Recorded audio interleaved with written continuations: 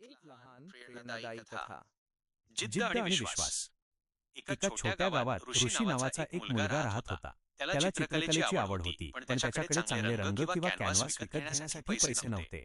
गावकरी त्याला म्हणायचे, चित्र काढून पोट भरत नाही, काहीतरी दुसरं काम कर.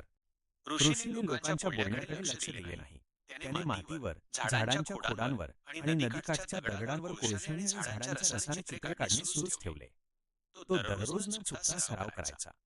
एक दिवस गावात एक मोठा चित्रकार आला. त्याने ऋषीने दगडांवर काढलेली चित्रे पाहिली. त्या चित्रांमधील जिवंतपणा पाहून तो थक्क झाला.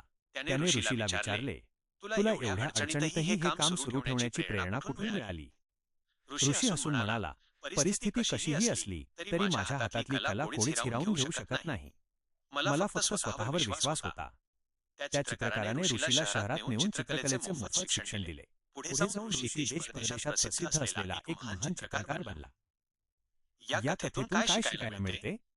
स्वतःवर विश्वास ठेवा. जग काय म्हणते यापेक्षा तुमच्या स्वप्नांवर तुमचा किती विश्वास आहे हे महत्त्वाचे असते.